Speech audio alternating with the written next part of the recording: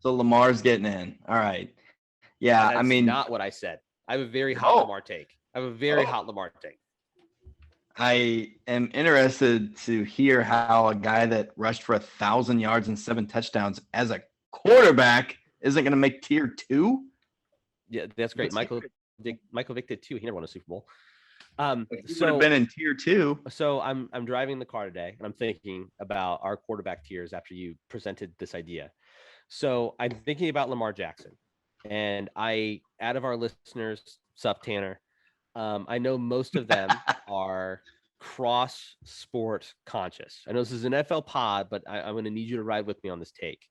Lamar Jackson is to the NFL as Giannis Antetokounmpo is to the NBA. They are elite athletes who are both MVPs, who have been honored by their peers and coaches amongst the league.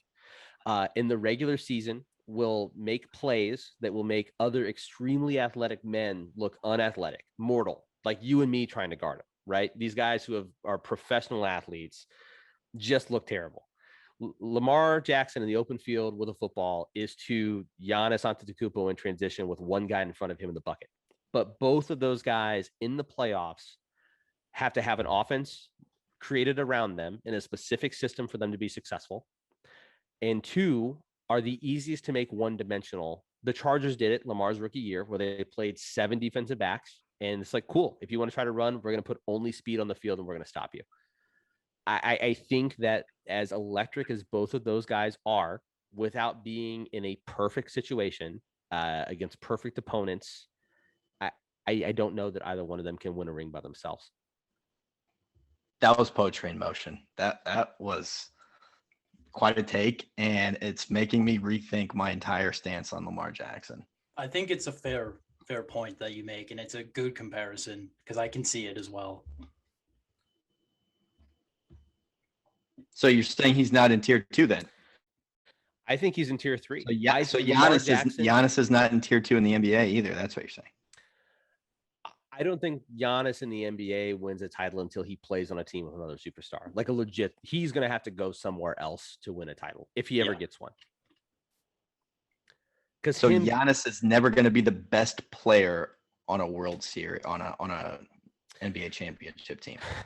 So Giannis would be a 1A, 1B type. Like it's like a LeBron. That's a dodge deal. That's a crutch. It's not a crutch. No, I mean, like, so when LeBron went and won a title in Miami, the first year, was he a head and shoulders better player than Dwayne Wade? Dwayne Wade got more MVP votes that year than LeBron James did. Look that up. He was the alpha of that team. Get out of here. That was LeBron's team.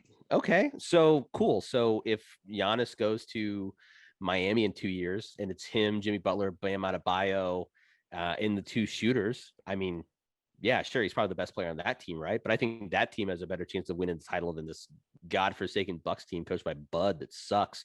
This is an NFL podcast. This is an NFL podcast. Well, let's steer back to the Ravens then. Do you think the Ravens roster as constructed with Lamar being the head of the snake is a Super Bowl winning team? No. Not in the AFC, no. Okay. I don't disagree with that. I think they're the 3rd place team in their division this year. All right. So Lamar is out on the bus, according to Drew. That is tier 2.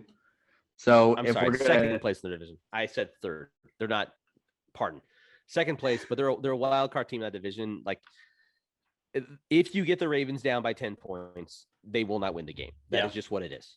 Yeah, that's probably fair. So then who are we looking at then to close out tier 2? 1, 2 more guys? Who are you thinking? I think it's Dak Prescott. Opens it up here a little bit. I was going to say Dak as well. Yeah, I like Dak a lot. Look at his 5 starts last season before his injury. 371.2 yards per game. He had 9 touchdowns, 4 interceptions. He can run the ball, 3 rushing touchdowns during that time.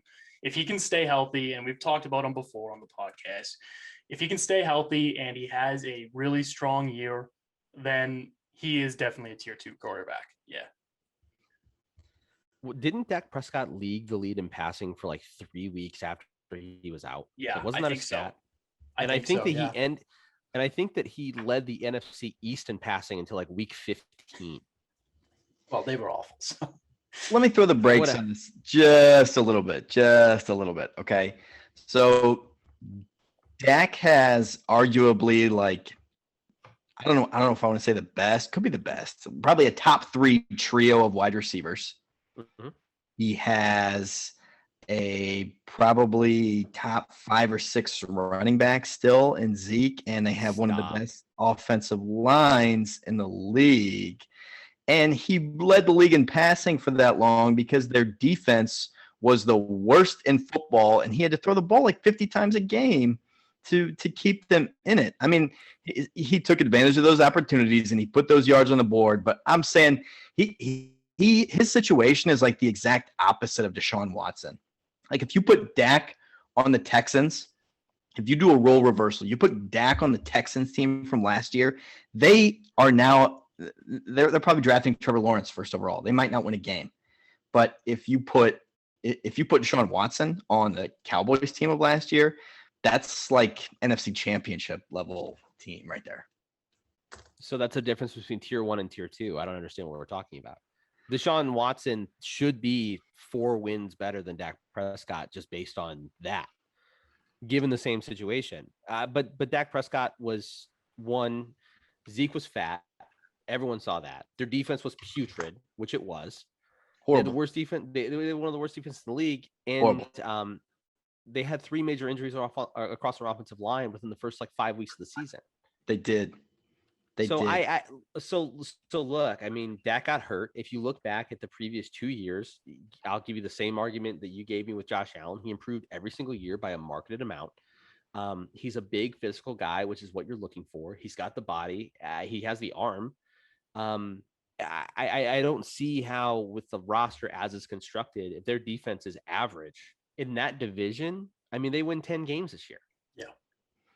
And I think Dallas is poised for a big bounce back too. Honestly, I'm kind of playing devil's advocate more than anything. I like Dak, and I just felt like maybe he was getting a little too much credit there for a minute. I had to kind of throw in the situation just to kind of bring it to reality. He's pulling up the rear on tier 2. I'm not going to fight that. I'm fine. I'm fine with him being a tier 2 quarterback.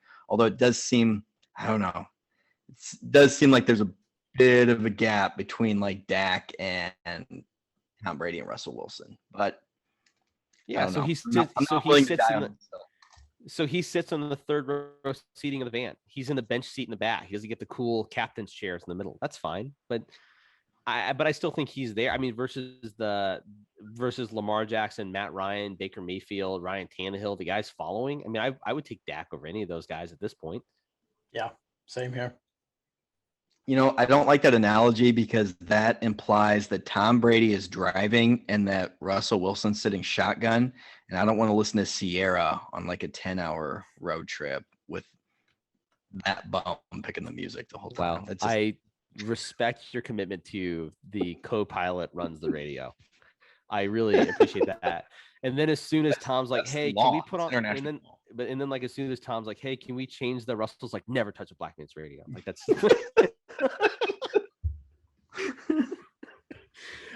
Tier 3.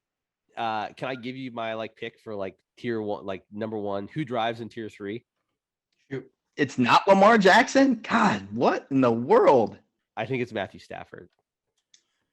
I think Matthew Stafford's finally in I like think the that's perfect fair. situation where he can win. Their defense is so good.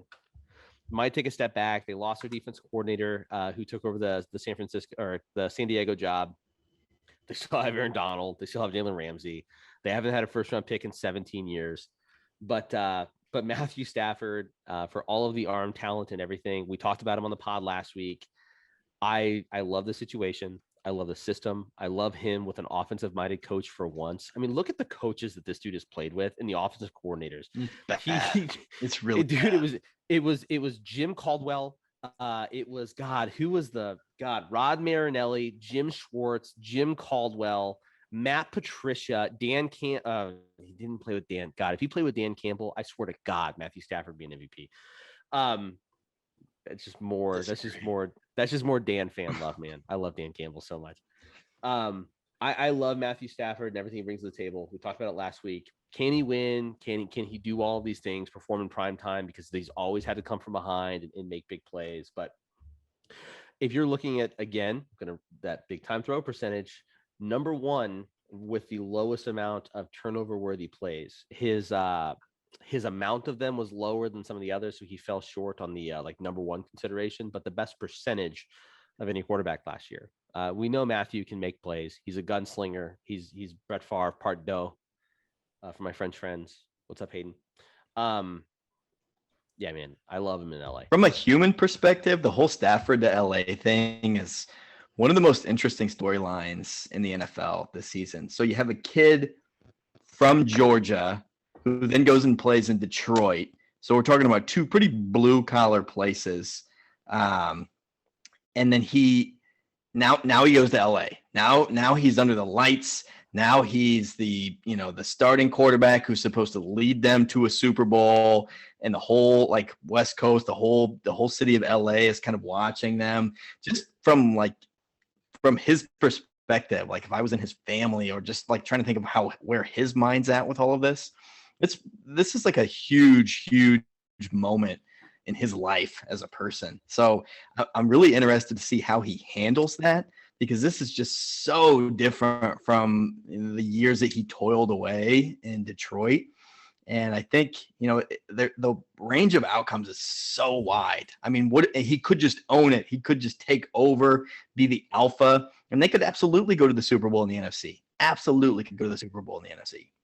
Or maybe it's not for him. Maybe the family's not comfortable. He's not comfortable. They never find a rhythm.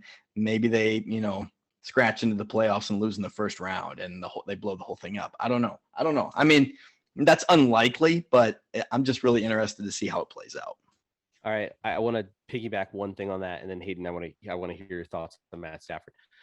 Everything I needed to know about Stafford when his wife had brain cancer, and he was like going into workouts early at like 2 a.m. to get his personal workouts in, taking his wife to chemo, and then coming back and like practicing with the team. That tells me everything I need to know about Matt Stafford and like who he is and like how he's going to approach the business in the game of football. The culture shock of going to LA, I get it, but I don't buy it, man. The guy is football player through and through, has only had rave reviews from everybody he's ever played with. I love Matt Stafford and what he brings to the Rams this year. Other than I'm rooting for the guy. Yeah. There aren't a lot of excuses really for both Stafford and the Rams this year. Their roster is really good. This is some of the best weapons that Stafford's played with, and the defense is really good. You guys mentioned him as a potential MVP candidate, and I like that. I don't see a lot of excuses if they're not very good come the end of the year. I mean, the division's tough, I guess, but I don't see a lot of room for Matthew Stafford to for any excuses, I guess, for Matthew Stafford. All right, so who's riding shotgun in tier 3? I mean, I'm assuming it has to be Lamar, right? Just based on I'm putting my foot down. We're not pushing Lamar any further back in this conversation. Yep. Stafford can drive. Lamar, I'd be very excited to have him control the radio. I feel like there would be some flames spitting out of that. Straight bangers. Everything out of Louisville. Everything out of Louisville. Yeah. All right. Okay. There's somebody that's absolutely going in tier 3. You're not gonna push me out of this. Here it comes. I am driving the Justin Herbert bandwagon fan club. I'm driving that bus, and Justin Herbert is absolutely in tier 3. There's really no question about it to me. I almost considered putting him in tier 2. That's how much I love him. But you know what? I'm going to be realistic. Fine. Wow. Let's put him I in would tier have 3. fought you on tier 2. And I know you would have. And I fought you. Again, I don't know. It might have been a hill I was willing to die on. Every bullshit argument you made about Dak Prescott is is the same argument that can be made for Justin Herbert. It's like, oh, he had a terrible defense and he had to throw all the time to keep them in it. And his best running back was kind of hurt and out of shape. And, he's got good receivers in Keenan Allen. No, I love not have good receivers. They do not have a good offensive line. They do not have the rushing attack that Dallas has. None of those things. And they also, Derwin James and Joey Bosa were hurt last year, so that doesn't count. But generally speaking, they have a good defense if those two guys are healthy. Does it not? So Sorry, go ahead, Drew. no, you go ahead. Does I'm it not gonna worry fight you, Aaron, just a little bit about the coaching change with Justin Herbert? That kind of worries It's going to me. help him. It's going to help him. That's the clock management was so poor on the Chargers last year. You're right. It was awful. That guy did not deserve to be a head coach. This is a guy, Herbert, that didn't know he was going to start until literally the day of week 1. And then he proceeds to just scorch defenses. He had the 6th most yards in football last year. How many touchdowns did he have? 37 touchdowns and 10 interceptions. That's phenomenal. That's phenomenal for any rookie. And he did it with who? Keenan Allen and who was the other guy? Mike Williams. Putting my foot down. Do not disrespect Keenan Allen. Keenan Allen is love like a Keenan top Allen. 7 receiver. I love Keenan Allen. And I would argue he's the best route runner in this league. But I'm saying, okay, Keenan Allen and Amari Cooper, call that a wash if you want to, or even say Keenan Allen's a little bit better. But if you look at CeeDee Lamb and Michael Gallup compared to Mike Williams and whoever the number 3 receiver is for the Chargers, there's no comparison there. There's no comparison. And what are you going to say? Austin Eckler is equivalent to Zeke Elliott? Get out of here. Last year, Fat Zeke, 110%. Wow, It's this your really lit a favorite flame. This is incredible. Dude, no, I'm honestly, I'm PFFing right now. Give me the goddamn Chargers PFF. No, PFF. I want to fight PFF. They put him 15th on this list, and I vehemently disagree with it. I don't understand why you would want Ryan effing Tannehill more than you would want Justin Herbert. Get out of here. Get out of here. I think that those are projected grades for this season, which I don't know how you could project Justin Herbert ahead of Ryan Tannehill when Ryan Tannehill throws to AJ Brown and Julio Jones. Okay, if you're going to throw you that in there, but if I'm looking at these quarterbacks in a vacuum, not the situation. Well, we I'm just spent time talking about Herbert. Dak and the weapons that he has, and I don't know. Well, that's what I'm trying to say. His situation made him look so much better. So I'm trying to look at Dak in a vacuum and say, okay, let's put him in Houston and see what happens there, And I'm saying, you could make the same thing with Herbert and Tannehill. You put Herbert on a team with Julio Jones and AJ Brown. This dude is like an MVP candidate. You put Tannehill on that Chargers roster, and he's like a tier 4 bum that nobody cares about. Yeah, that's such a flawed argument. Yeah, if you put Tom Brady on Houston, they win 2 games. What are we talking about? I'm just trying to kind of contrast the situation so we can better evaluate these players in a vacuum. I think Herbert in a vacuum, if you discount the wide receivers, I would rather have him be my quarterback than Ryan Tannehill. Well, sure, because he's on a rookie contract and showed he can perform really well. Yeah. No. Contract aside, I'm just saying they get paid the same. They have the same receivers. Who would you rather have under center? Probably Herbert. Yeah. Thank you. Hayden? I agree with you. Just once I want you to disagree with me, Hayden. We've never gone head to head. Well, you just pounded your actual table and screamed into your microphone. We all got breakup on our end because you were screaming out Herbert. I felt like it was in a Nom flashback where white static hit the screen and some Russian spy was hacking the signal. And I was like, what is this? And all of a sudden I just heard Hail Putin in the background. I was like, what the fuck is going on?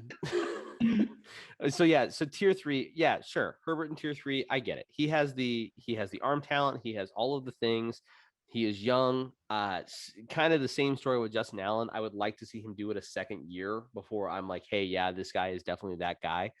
But he definitely showed that he has the talent, right? You saw the arm, you see it, the talent's there. He threw that ball against New Orleans in the Super Bowl or the Superdome. It was week 7. It was a beautiful go route down the seam, hit the guy in stride. And I was like, oh, he's for real. And I think what we can all agree on, no matter how you feel about Justin Herbert, is all of us as an NFL community lost when Anthony Lynn was fired, because Aaron is right. That was the best part of Sunday Ticket, was flipping to the Chargers with 2 minutes to go in the first half or the fourth quarter and watching Anthony Lynn take a full-blown shit on the sidelines. And I liked him. I watched the HBO show Ballers. help me. Hard Knocks. Hard Knocks, thank you. And he's like, this is how I make a brisket. And I'm like, I fucking love this guy. He's telling me how to barbecue on an HBO show. Like, let's get wild. I'm here for it. He's like, yeah, this is brisket, and this is how I do brisket. And I'm like, you got a great beard, you wear great sunglasses, you are a shitty coach. Just a terrible clock management coach. Yeah, I don't trust him with my brisket. He's so bad with the stopwatch. He's gonna burn my shit. Like, no, I would not All right. trust him on the grill. All right, you're showing your ass. Brisket is like a 15-hour cook. He's fine. Okay. Yeah, and he'll show up Respect. like 36 hours later and be like, "Oh, boys, is it done yet? I don't know." All right, who else is Moving in on. tier 3? Let's rip through some. Tier three. Kirk Cousins. I in tier just three. I lit up I'll with die on Herbert this there. hill. Somebody else. I'll die on this hill. Kirk Cousins in tier 3. I'll fight you on it. I'll fight to the death on this. Am I the biggest Kirk guy? No. Does he show his ass on some possessions? Yes. The arm talent is there. Top 10 in QBR for the last 3 years. Better than Aaron Rodgers last year. Killed the Saints in the Superdome in the playoffs, which silenced a lot of that. All of the shenanigans about, like, you know, he's 500 win percentage, bad record against winning teams. Dude, he played for Washington for 5 years. Any quarterback who can play for the Washington football team and start for 3 years and walk out the other side and have a semblance of a career is a goddamn warrior. With Justin Jefferson, with Adam Thielen, with the improvements they've made on defense this year, no, man, like I'm clearly a little biased, but there's no way you could look at me and be like, hey, this defense is going to be 25th in the league again.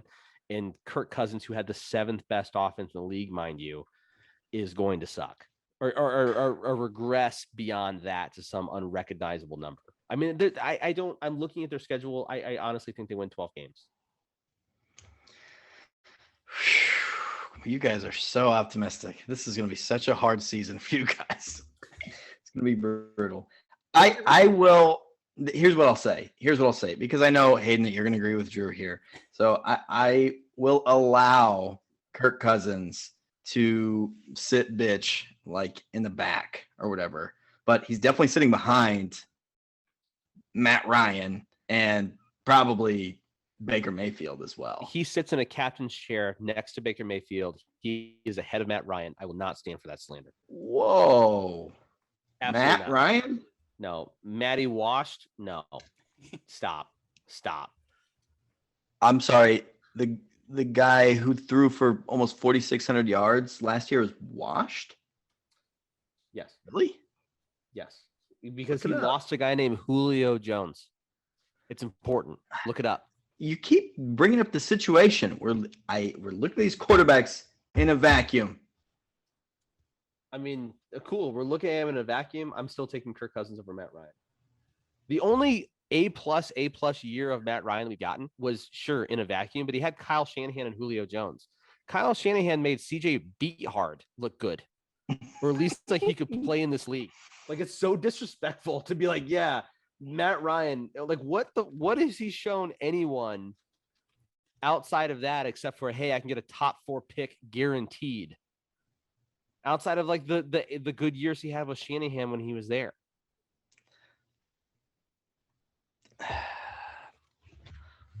I'm with you. I mean, Drew. if it's me, if I'm the scout, I'm taking Matt Ryan over Kirk Cousins, but we can agree to disagree on that. Kirk Cousins belongs in tier 3. I'm willing to concede that. Yeah, But I don't even want to. 35 tutties to 13 picks, 4,300 yards. Like, what are we doing? Like, yes, the guy sits in tier 3. Those stats, Yeah. I'm fine with that. if I covered those stats up and I put him next to Matt Ryan with the same stats, you'd be like, oh, yeah, sure, both of those guys are probably the same. But because you see his name and he has like a Mormon cheesy ass smile and has shitty Verizon commercials, you're like, oh yeah, no, that guy fucking sucks. Yeah, the numbers are a little more similar than I would have expected them to be. Because you got brainwashed by Skip Bayless, man. Just admit it, all right? Just I don't watch Skip Bayless. I refuse. Fine. They're both in. No. I think that Kirk Cousins and Baker Mayfield are even planed. PFF agrees. They're virtually the same in terms of their grade. Baker has a great supporting staff. I think that Cleveland's going to mess up this Baker Mayfield contract, and they're going to give him some just fat number. And I think that's when Cleveland's really going to show their asses as an organization when they're like, "Hey, yeah, Baker Mayfield, here's $160 for like 5 years." It's an It's interesting. Like, oh, It's a really interesting situation with his contract in Cleveland because they could extend him right now before this season for like a reasonable number, or both sides could roll the dice and say, let's see how this next year goes. Because if Baker balls out and they win playoff games this year again, he's going to get paid. So they're rolling the dice. They're rolling the dice if they don't just extend him now. that depends on what camp you're coming from. If I'm Baker, and I'm sure the number they floated Baker already, Baker is gambling. Baker is driving that white Rolls Royce for that tiger in the back all year, and that is for sure. He definitely seems like a guy who would bet on himself. Well, I mean, their entire game plan last year was like, hey, we're going to run the ball 35 times. And granted, like OBJ was hurt. Landry at his purest form is a possession guy, right? Like he's not, Jarvis Landry's not a number one in this league. And Njoku was hurt. I understand all the arguments, but Baker, outside of like a couple like 2-week stretches, has not shown anybody the ability to be like a top 10 quarterback consistently in this league. Like a glorified game manager. Yeah. He's a glorified game manager because he came from Oklahoma and it like it has cool gifts. Like that's it. Yeah. All right, but he's on. What are we doing with Tannehill? You guys gonna make me put him in tier 3? I don't want to. Hayden, how do you feel, Ryan Tannehill? I mean, I think he should be the last guy in tier 3. Is he the guy that's like folded up in the cargo hats, like a baby stroller in the back? Like he's just kind of like he's just in there. Yeah. Or he's just like hanging on to like the rear bumper for dear life. I don't know. He led the league with 5 fourth quarter comebacks last year, 6 game-winning drives. I mean, I like him as in the situation that he's in. Obviously in Miami, he wasn't great, but I say tier 3 is probably fair for him. Late tier 3. Ugh. I get it, and especially if he throws for like 4,500 yards with Brown and Julio this year, it's gonna be like, whoa, I can't believe you guys didn't even think he was tier 3. Blah blah blah. Like I can see the possibility. This guy is gonna walk up to the line of scrimmage this year in the NFL, and he's gonna have an 8-person box because he has Derrick Henry and like 2 tight ends on the field. And then Julio Jones and AJ Brown are either one-on-one or like in a zone. Yeah. Like, bro, if you cannot, like, look, I am a subpar minus athlete. I have an okay arm, maybe 75 in a cage. Who knows? I'm throwing a tutty to Julio Jones or AJ Brown this year. There's going to be so many holes in the defenses he faces. I mean, what's going to happen when they sell out against the pass, against the Titans, any of these teams? I mean, hell, the Colts, the Jags, any team that you think has a good defense, when they sell out to stop this pass, and it's just like, yeah, cool. Derrick Henry's going to carry the ball 25 times against a 6 or 7 man box. Like, God bless you, everyone. Can I just want to touch on one point there. I would be willing to put a lot of money down that you can't break 70 in a cage. Wow. Can we correct that? The level of disrespect is unbelievable. 75. 75 in a cage right now. 100%. Absolutely. Oh God. All right. I mean, like, I'm gonna touch base with you. We're gonna circle back. We need a video of this to be posted that's fine. on the Twitter account. That's great. Let's do it. Yeah. This is gonna happen. This is absolutely gonna happen. All right, let's do it. Okay, so whatever. Tannehill's in 3. Let's go to 4.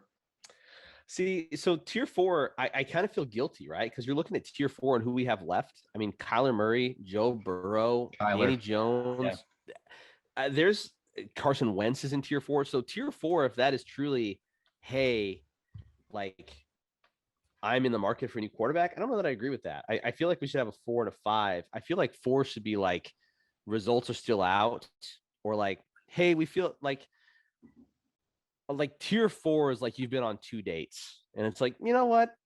I like them. But like you're not going to extend them. You're not going to give them some fat contract or anything right away. I feel like maybe a good description of tier 4 could be like they're one season away from like being a backup somewhere, or they're one season away from, you know, a new contract. Like this is kind of a make or break deal for a lot of these quarterbacks, especially the rookies that are coming up on like year 3 or 4. It's like, all right, is this our guy? Is Danny Jones, Kyler Murray, or Joe Burrow, are these our guys and we're going to extend them, or are we going to start scouting quarterbacks again? And same with Wentz. Wentz is like, if he blows up in Indy this year, like he's on the bench somewhere next year.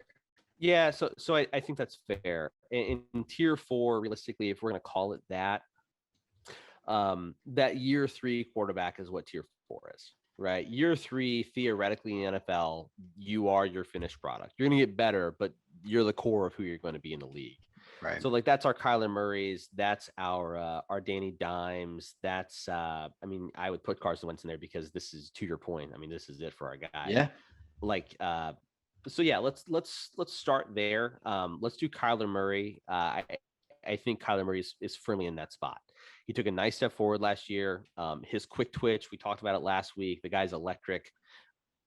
He is like if someone took Lamar Jackson and put him in like a blender and was like, hey, your arm's a little better, but you're 5 inches shorter. Like that's Kyler Murray. Yeah. His athleticism though it's freaky. I think that as long as he stays healthy in year 3, some of the improvements they've made on the team. I mean, I locked the Cardinals over last year, if I recall, which is probably my worst bet. But you know, great. Here we go. So yeah, big fan of Kyler in tier 4 here. You know, I think for a different reason, we also have to throw a couple of guys like Fitz and Big Ben in this category also. Yeah.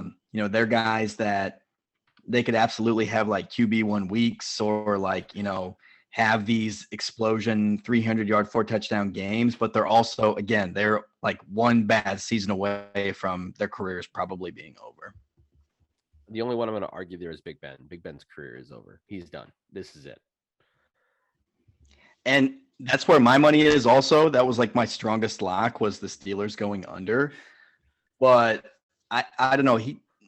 He seemed like rejuvenated in the second half of last year. We definitely saw it. Like the arm strength was there a little bit. I don't know. What are you talking about? The second half of last year, they opened up 11-0 and 1-5 in the last 6 games.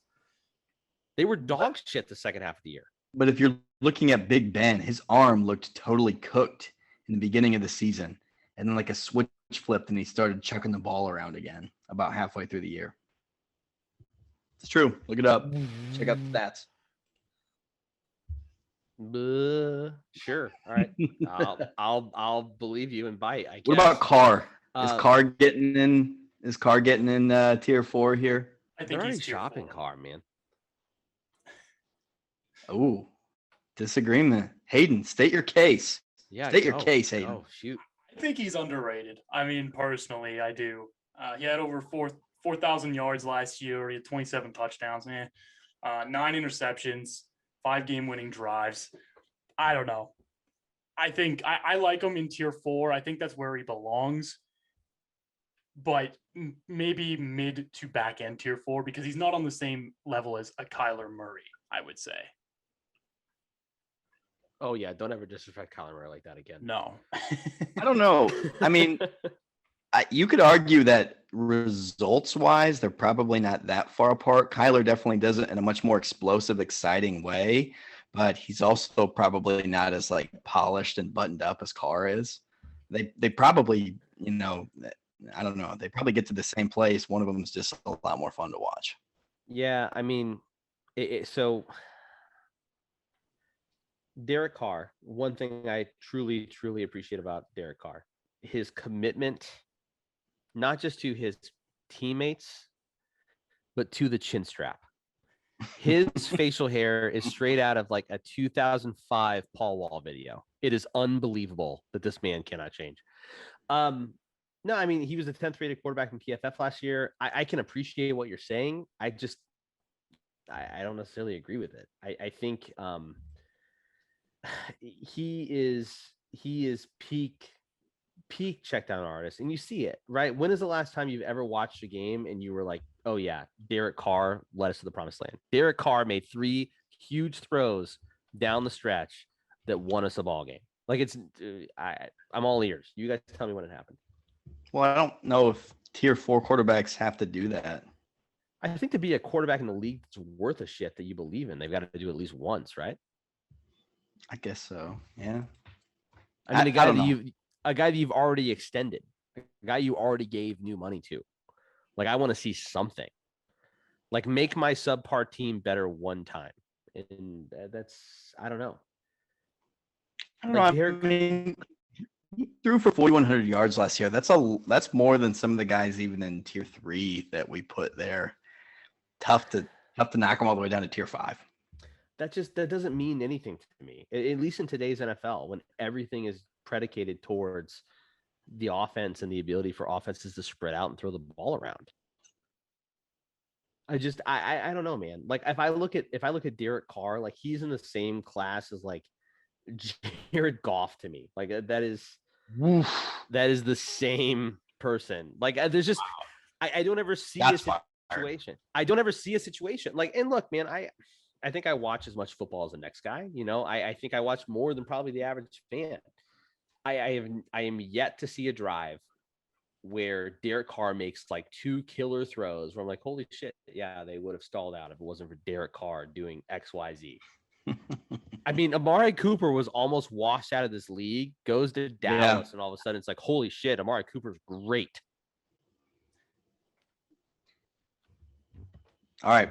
Well, I don't know. I feel like you're getting outvoted here 2-1. Hayden and I feel pretty solid about our boy Derek Carr being in that. That's cool, man. You put him in the car. I don't give a shit. He sucks. That's fine. I mean, you can put him wherever you want to, but I don't want him playing for my team. So let me bring up a couple of interesting names, and you guys tell me tier 4 or tier 5. All right. Okay. Shoot. Tua. TBD. Yeah. 9 games, not enough. I'd probably be leaning 5 right now. Just I don't know. Ooh, the spice. I Okay. would too. I didn't really care for what I saw last year, but I think full off season. I said it in a previous episode. Doesn't have Fitzpatrick breathing down his neck. I think he could really improve this season, but right now I have him in 5. So I say TBD because looking at Tua, a year removed from major hip surgery, in an offense where clearly they didn't trust him. There's just a lot of things. Tier 5 is fair. Yeah, sure. I mean, there was some talk this year about them moving him for various draft picks at some point. So clearly you guys aren't alone in that. But I actually, if we're putting anybody in tier 5, like Tua's driving and it's like a 24-hour marathon session. Like no one else drives that car. Yeah. Yeah, I'm all for bumping Tua down to tier 5. I have no problem with that. All right, let me go to the next one. Darnold. Hayden? I think you have to go 5 from what we've seen in New York. I don't know. It's so hard though. Like, what's the difference between back end 4 and 5? Really? I mean, I don't know. Back in 4 is like, hey, we might give you money and provide for your family. 5 is like, yo, get the fuck out of here. So if Sam Darnold's bad in Carolina, you don't think they're just going to be like, get the fuck out of here though? Darnold's a 5. He's a Yeah. 5, bro. Big facts. I just wanted to hear Hayden say, get the fuck out of here in Canadian. That was it. I'll be Jimmy frank. G. I'll be frank. Man, at least let me give my piece. I actually like Darnold a little bit. I think that he is probably going to have a good year in Carolina. Matt Rule is a turnaround artist. He does it everywhere. Every stage of his football career, he has made bad teams good teams, and he's left. I will be interested to see what he does in years 4 and 5, but I firmly believe Darnold will have an improved statistical campaign over what he had in New York. I'm going 5. So Drew, that's 4 for you. Are we in agreement again? Oh no, 5. Put that dude in the back. Get out of here. All right. Jimmy G. 5. Bye. 5. Yeah, I'm there. He's been replaced. Yeah. Jimmy G showed up like Lana Rhodes on that date with Kevin Durant, and it was like, oh, you brought a backup date to this date, like, oh, who is she? Like that is what happened. He walked into the locker room. He's like, "Oh, who's this guy?" I'm like, "Oh, this is Trey. Don't worry about Trey." It was like, "Oh, okay." Yeah, we're getting down to the. I mean, I'm leaving out the rookies because we really don't know. I don't watch enough college to be able to tell you with those guys. But I guess returning starters that we have left, we got Goff, we got Drew Lock, Danny Dimes, Eh, Joe Burrow. Jalen Hurts, Danny Dimes. We put in 4. We put in tier 4. He's Oh, done today. wow. I didn't think we got that to a vote. But Oh okay. yeah, Joe Burrow. Tier 4 was Carr, Big Ben, Kyler, Joey Burrow, Danny Jones, Fitz, and Wentz. I agree with all of those except for Big Ben. Big Ben's already on the way out. That dude is going to be hurt in week 4, just hammering Wingstop on a Friday. Just like Hayden, Kansas. tiebreaker. Big Ben, 4 or 5. No, I'm going 5. I'm with right. Drew on this one. I don't believe in Big Ben this year. And Big Ben, No, you yeah. were thrown out the club. Put that dude out the club. That's fine. R.I.P. Wingstop. All right, so we got Tua, Darnold, Jimmy G, Goff, Drew Lock, bringing up the rear here in tier 5. Jalen Hurts. Jalen Hurts probably in the same class as those guys. You think? 5. Yeah, I'm in 5. with Hurts. And so I'm actually asking like 5 or 6 now. Like, does Jalen Hurts belong in the same tier as Darnold and Tua? Yikes. I mean, yeah. I mean, Jalen Hurts is going to year 2. He showed some promise. That organization, like, proved how in the NFL you can just like catch lightning in a bottle for like a 2-year stretch and look competent. Yeah. Because like a couple things worked out. They look bad, and like it is looking worse. Howie is looking more and more panicky every year during the draft. I mean, Yeah. he had what, 26 trades this last year. But he's missed on 18 of his trades the last 2 years. Yeah. That roster is not complete. There are wide receivers that they've let go, like Aguilar, for example, have flourished in other places. And I think really what it boils down to is when they won the Super Bowl that year, I think Frank Reich was really integral to what they did. And I think if nothing else, he was integral to how they worked with Carson Wentz. And the stories broke last year about how he was a diva, this, that, and the other. I don't know, man. I would hate to see Jalen Hurts, the same thing happen to him where the organization kind of like folds on him from within. But yeah, tier 5. I'm having a hard time believing a guy like that from North Dakota State was a diva. I don't know. That's a tough. With Hurts though, like I don't think canceling mini camp is a great start to this second year for him. Like I know it's No, a definitely little bit, not. but He needs I don't reps. like that idea. Yeah, new coach. I don't like that idea of canceling mini camp with him. I'm putting him tier 5 probably. Yeah. Who was next? We got Goff, Drew Lock. We can skip Jimmy G since he's probably not going to start very long. And then I don't know what to do with New Orleans. I don't know if we should. The answer is not talk about it at all, I guess. But Taysom Hill, Jameis Winston, I don't. All right, guys. All right, gun to your head. You want Jameis Winston or Mormon Tim Tebow? You tell me. Who do you want starting a quarterback for your team this year? Jameis Winston. I don't know. Jameis Winston. I mean, yeah, it's Jameis. Yeah. That was a rhetorical. Yeah, it's Jameis. Okay.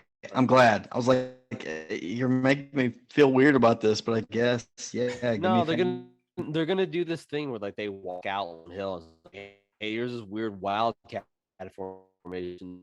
Figure this out, guys. It's like, well, it's just dumb as shit. The Saints are. I feel, and it's well deserved. We respect the Saints because of their track record over the last decade. They have had a great run. They had a decade. They finished at least like the Saints come forward to it as one Vikings fan who Saints fans are the goddamn worst, man. They're awful people. So it makes me feel really uneasy when I think about teams that are so well coached, like the Saints and the Steelers, and just assuming that their time's up and they're going to be bad. Like these are guys that just Sean Payton and help me out, Steelers coach Mike Tomlin. They just figured it out, man. No, dude, you're missing the point. Those guys figured it out when they had top 10 quarterbacks on the roster.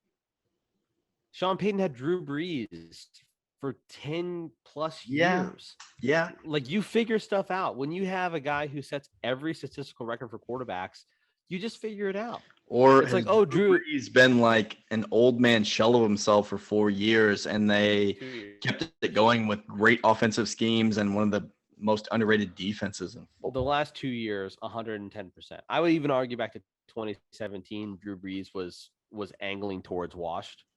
But I shouldn't say that. 2018, he angled towards washed, because 2017, he was still very firmly Drew Brees.